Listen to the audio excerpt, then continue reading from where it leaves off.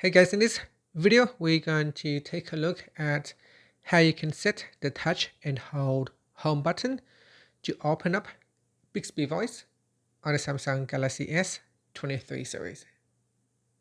First, tap on the home button to go back to the home screen. And from the home screen, swipe down at the top. Then in here, tap on the settings icon.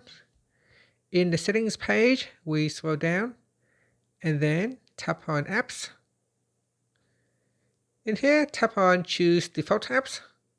Then go down and tap on digital assistant app.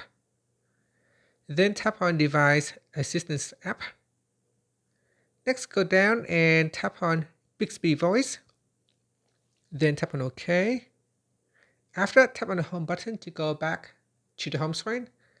Now, whenever you want to open up Bixby Voice Assistance, you can touch and hold on the home button. And that's it. Thank you for watching this video. Please subscribe to my channel for more videos.